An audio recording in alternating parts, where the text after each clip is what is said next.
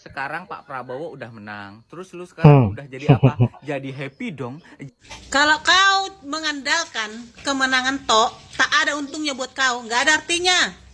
Kalau kau punya yang kau dukung, bisa memperjuangkan rakyat ini. Contoh, sembako turun, biaya pendidikan turun, serba turun untuk mementingkan rakyat. Itu baru bagus. Kalau cuma mengandalkan kemenangan, buat apa? Contoh kayak saya kemarin, ada masyarakat nggak bisa berobat, bahkan beli beras dia tidak mampu.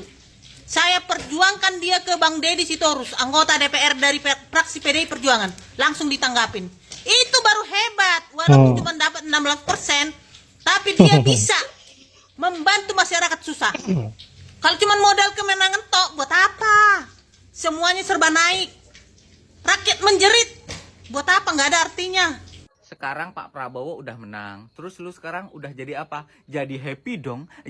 Halo, assalamualaikum. Jumpa lagi dengan Lia Medan. Menang. Kamu menang ya? Masa? Menanggung malu kali ya? Menanggung malu. Kalau yang namanya menang itu ya harus sportif ya, nggak ada kecurangan ya kan. Kami bilang kamu kecurang benar kan, kau bilang kami rusuh ya kan. Itulah kenapa kami bilang kalian curang, tapi kan kalian nggak ngaku juga walaupun ada banyak bukti ya, nyatakan tidak ada bukti gitu ya.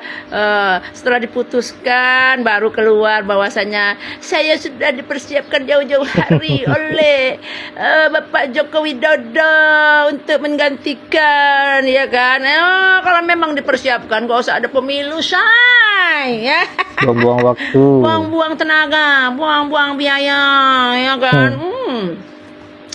Dan satu lagi kau bilang apa, kau bahagia ya, bahagia ya, kok nggak pesta-pesta kalian?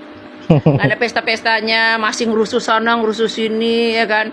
Setiap ada orang live masuk ya kan dengan temannya hanya 5, hanya sekian. Buzzer lah itu ya, masih membutuhkan buzzer ya. Udah menang ya, masih butuh ya buzzer ya. Kalau merasa menang itu anteng coy, santai, udah nggak usah mikirkan yang lain. Namanya juga udah menang. Kalian kan enggak menang tapi nggak tenang, menang tapi gelisah, gundah gulana ya. Apalagi kan kau bilang kau senang, gak yakin aku, gak yakin dengan kehidupan kau yang kutengok itu ya kan. Semua serba naik ya. Menang apa ya, nggak merdeka lu ya. Semua naik ya, masih ada tuh orang lapar karena nggak bisa beli apa-apa ya. Namanya juga semua udah mahal ya kan. Kalau menang itu ya, apa yang kita perjuangkan itu berhasil, yaitu apa, menurunkan harga-harga ya, memiskinkan koruptor ya kan. Apalagi pendidikan gratis. Itu baru kita namanya menang, memperjuangkan hak-hak rakyat ya. Ini kok kalah lah kami, walaupun kalian nyatakan kalah ya kan, tapi kami menang. Karena apa? Kami tenang, kami bahagia, kami di jalur yang benar. Kami membela rakyat supaya hidupnya bisa makmur dan tidak menderita karena membayangkan semua mahal ya. Begitu baru betul ya. Ngomong-ngomong, kalau kau bahagia tolonglah ke dokter kau, gigi kau tuh ngeri kali warnanya.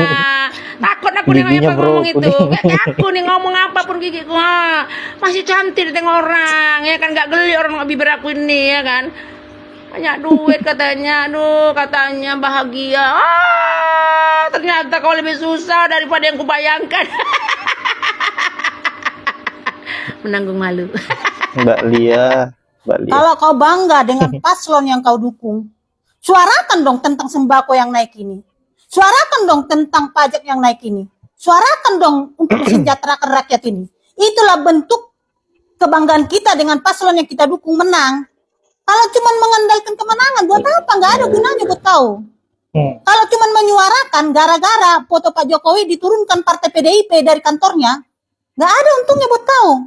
Kalau saya sebagai ketua umum, seandainya saya ketua umum, sudah seharusnya itu dari awal kuturunkan dari ini, dari kantor PDI Perjuangan. Kenapa? Supaya tidak jadi contoh buat kader-kader yang lain. Yang namanya pengkhianat sudah seharusnya diturunkan. Daripada kita banyak makan hati, sakit hati, lihat foto itu tiap hari di kantor PDI Perjuangan, sudah seharusnya diturunkan. Ini khusus untuk di kantor PDI Perjuangan loh ya, bukan di kantor-kantor lain. Karena walaupun bagaimana dia tetap presiden sampai. Woi pemirsa, kita kan tahu semua kalau satu TPS itu suaranya maksimum 300 pemilih. Terus ada yang 500 suaranya, ada yang 700, ada yang 1000. Di Jawa Timur ada yang 500 juta. Itu suaranya dari mana? Negara Indonesia ini gali lubang terus, gali lubang terus. Tapi aku heran, hutang-hutang itu sebanyak itu diperuntukkan untuk apa? Pembangunan.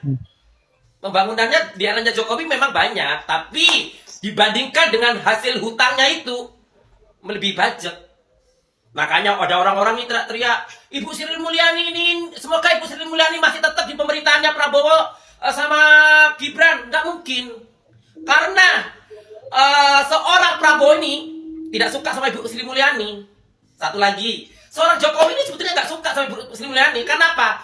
Budget-budget yang selama ini diiniin, Ibu Sri Mulyani bisa menekan loh. Jangan sampai ini keluar pengeluaran ini. Kalau tidak dikontrol sama Ibu Sri Mulyani, bangkrut Indonesia. Entar lagi aja kalau sampai hutang negara ini sampai tidak bisa dibayar berapa tahun ini, otomatis Indonesia bangkrut. Padahal Indonesia ini ya negeri yang paling kaya. Ekonomi ini malah suka impor-impor. Ya kan? Tidak bisa mengelola ini. Harusnya pertanian Indonesia itu lebih oke daripada Thailand, Vietnam. Ya kan? Indonesia tuh luar biasa kekayaan. Ada tambang, ada ini. Kenapa harus impor? Ada apa? Kalau impor kan uangnya harganya segini. Uangnya kan bisa banyak. Masih bisa dibagi-bagi. Ladang impor itu, ladang korupsi. Kalau saya, dulu kan Jokowi ngomong, oh ya ngapain impor, ngapain ini. Karena kita mendukung, karena apa? Ya kan? Kalau negara kita ini dikelola dengan benar, rakyat kita makmur, sejahtera. Sekarang aja pupuk sengaja dipersulit, harga pangan, harga dari petani dimurah-murahin. Emang sengaja, biar impor. Sang waras. Ini taktiknya mereka loh. Yap, itulah berbagai tohokan-tohokan maut dari para netizen untuk pengikut Prabowo dan Jokowi. Sekira cukup menohok karena lagi dan lagi serangan yang dibuat pendukung Prabowo ini betul-betul dikonter habis oleh emak-emak tadi yang tadinya niatnya untuk ingin mengejek 01 dan 03 malah kena bully oleh ibu-ibu, apalagi salpok dengan giginya tadi yang kemungkinan sudah beberapa bulan tidak pernah sikat gigi. Saya kira cuma saya yang salpok kepada giginya, tapi Pak Lia juga salpok dengan giginya. Nah, saya berpikir bahwa pendukung Prabowo Gibran ini memang betul-betul orangnya munafik semua. Mereka rela menahan diri, rela berpura-pura untuk menjadi orang yang bahagia, tetapi nyatanya mereka juga merasakan kesusahan karena kita tahu sendiri bahwa bahan-bahan pokok sembako kali ini cukup mahal dan mencekik rakyat Indonesia. Nah, untuk itu agar tidak terlihat malu di depan para pendukung 01 maupun 03, mereka sengaja untuk menutupi apa yang dirasakan dan sebenarnya mungkin mereka menyesal dengan apa yang menjadi keputusan-keputusannya yang mendukung orang yang hanya berpikir persoalan kekuasaan, tidak berpikir bagaimana agar bisa mensejahterakan rakyat. Tetapi sudahlah, kita kawal apa yang menjadi pemerintahan Prabowo Gibran. Kalau memang betul-betul akan dilantik, kemudian kita tidak akan pernah membiarkan Prabowo maupun Gibran semena-mena melakukan kebijakan-kebijakan yang tidak sesuai dengan apa yang diharapkan oleh rakyat. Kalaupun tidak sesuai dengan apa yang diharapkan oleh rakyat, maka tentu kepemimpinan Prabowo Gibran akan menjadi sasaran empuk untuk diserang para netizen dan dikritisi secara brutal. Baiklah, saya kira hanya itu. Terima kasih buat sahabat-sahabat yang sudah menyempatkan diri untuk menonton. Semoga kalian sehat selalu dan dimudahkan rezekinya. Saya akhiri dengan ucapan wallahul muwaffiq ila aqwamit thoriq. Assalamualaikum warahmatullahi wabarakatuh.